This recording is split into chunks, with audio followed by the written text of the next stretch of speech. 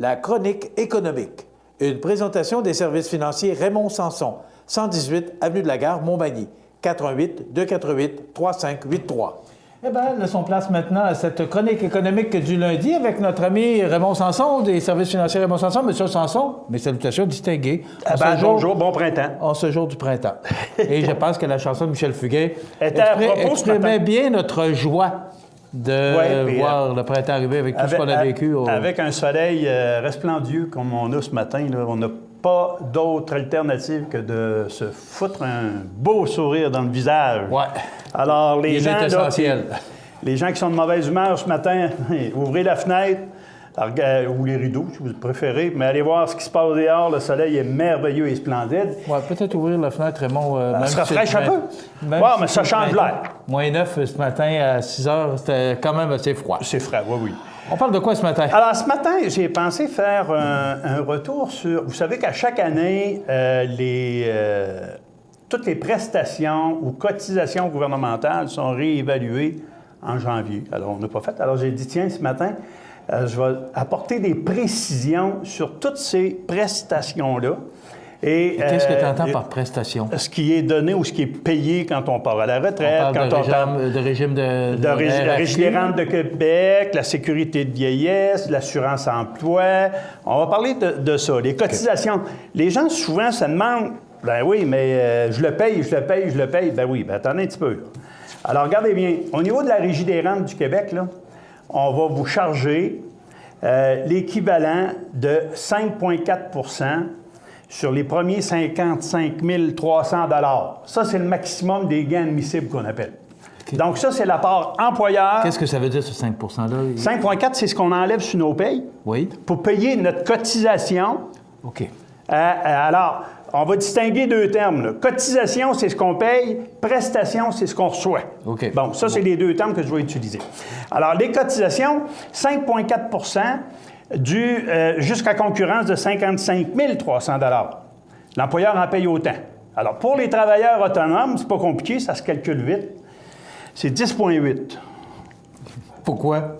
Bien, je paye la part de l'employeur et la part de l'employé. OK. Alors, il faut payer deux parts, nous autres. Alors, donc, la cotisation maximale là, qu'on va retenir sur vos payes, ça va être 2 797,20 $. Si vous gagnez en bas de 55 000, c'est 5,4 %. C'est aussi simple que ça.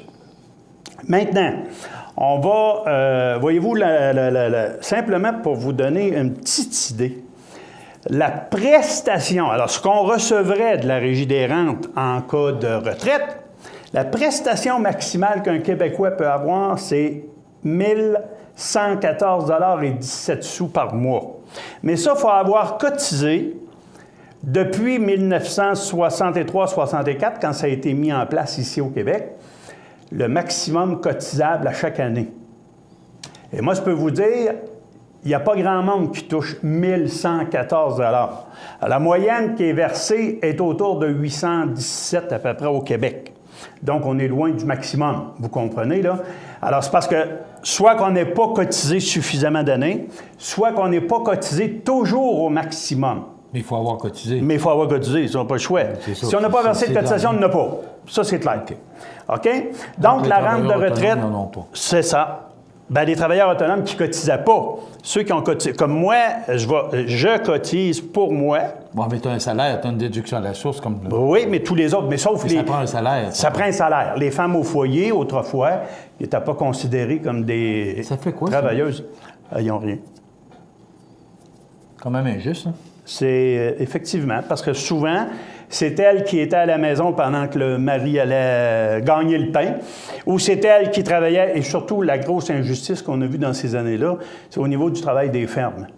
Alors, on n'a jamais voulu reconnaître un salaire à ces femmes-là, ce que je trouve personnellement malheureux, et elles ont eu raison de se battre pour avoir une équité. Moi, je pense que les femmes ont été lourdement négligées dans le passé. On les considérait comme des femmes au foyer, élèvent les enfants, puis moi, je vais travailler, mais on sait très bien que dans beaucoup d'entreprises, c'est pas ce qui se passait, en particulier dans les entreprises agricoles. La femme travaillait autant que l'homme aux travaux de la ferme. C'est ce que je peux t'apporter. Malgré qu'il retire le chèque de pension... La sécurité de vieillesse. Sécurité de vieillesse. La sécurité de vieillesse, c'est universel.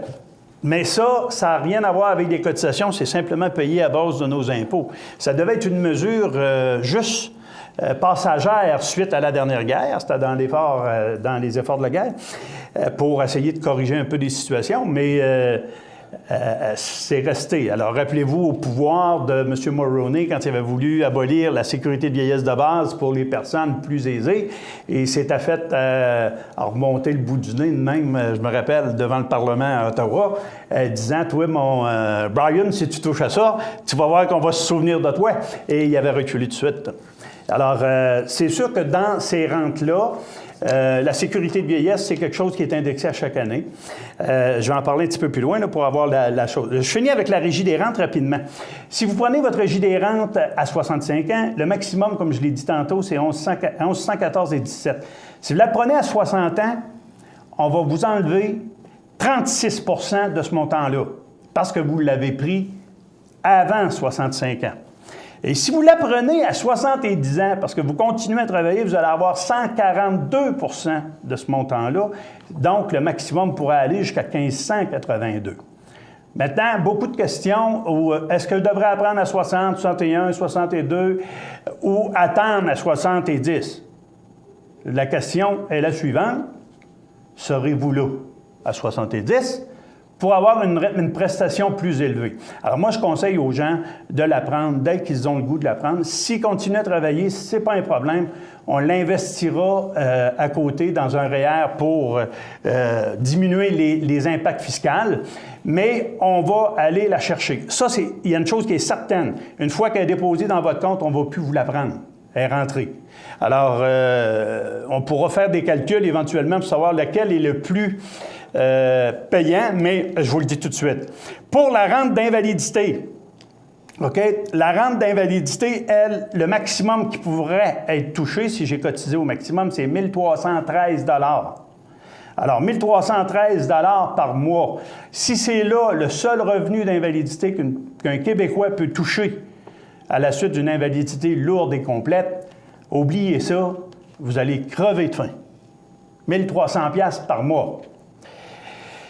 Donc, pour les bénéficiaires, c'est pas élevé. La rente d'orphelin, alors on disait quand un parent décède, si j'ai cotisé à la Régie des rentes, bien, la rente d'orphelin, elle, c'est 241 $ par mois.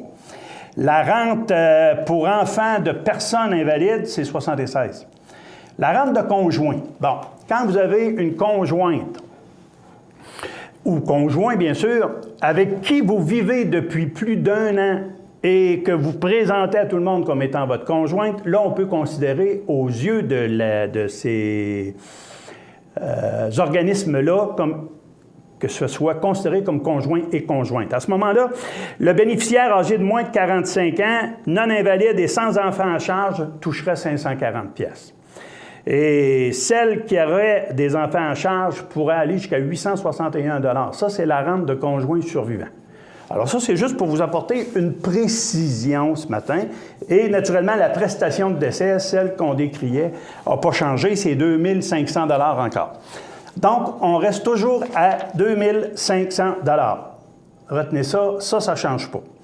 Pour ce qui est maintenant de la sécurité de vieillesse, la sécurité de vieillesse de base, c'est peu importe l'état matrimonial, là, on s'entend là-dessus. Le paiement mensuel, c'est 578,53 $. Ça, c'est le minimum que quelqu'un peut retirer. Exact.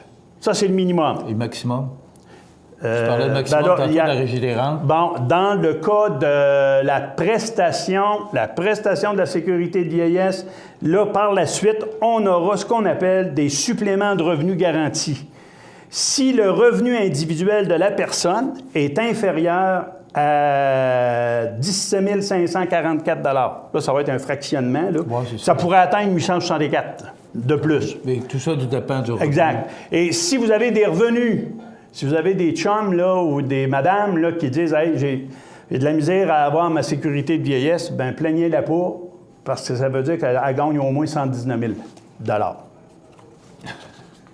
On commence à se faire couper la sécurité de vieillesse à 119 000 $. Donc ça, là, c'est bien important. La base, c'est là pour tout le monde. Le reste, c'est des suppléments de revenus garantis qui peuvent être versés aux personnes qui ont des revenus qui sont inférieurs à X montant, là, comme je vous expliquais tout à l'heure. Et ça, il faut le calculer, il faut le voir ensemble. Maintenant, il y a toujours des stratégies qu'on peut mettre en place là-dedans pour éviter que votre supplément soit coupé ou soit imputé d'un revenu. Enlevons les revenus de placement. Il y a des moyens pour enlever les revenus de placement. Vous avez le CELI. Oubliez-le pas, CELI, compte d'épargne libre d'impôt. Ça ne veut pas dire de garder votre argent dans un coffre ou dans une canne à la maison pour vous priver de revenus de placement intéressants. On peut le faire sans vous faire couper votre supplément. Donc, il s'agit de consulter. Voilà. Alors, ça, c'est une partie des choses que je voulais vous dire ce matin. Ça a été réajusté, et c'est réajusté à chaque année. Mais dites-vous une chose, vis-à-vis ces règles ou ces prestations sociales gouvernementales, que ce soit de la Régie des rentes parce que vous les avez payées, que ce soit la sécurité de vieillesse qui vous est donnée parce que vous avez payé des impôts, à ce moment-là, il y a des moyens à prendre pour qu'on puisse maximiser ces prestations-là. Et l'importance de te consulter, justement, parce que ça devient tout ça. Là, moi, j'écoute, là, mais il faut connaître ça pour savoir qu'est-ce qu'il faut faire pour payer le moins d'impôts possible parce qu'on en paie déjà suffisamment. Suffisamment, puis aller chercher le maximum des prestations qui nous sont dues. Les services financiers Raymond Sanson, avenue de la Gare Montmagny, 248-3583. Raymond Sanson. Merci beaucoup, Raymond. Bienvenue. On se retrouve la semaine prochaine. Merci. On s'arrête dans quelques instants, les anniversaires IGA. Et après quoi? Des belles histoires de la Côte-du-Sud.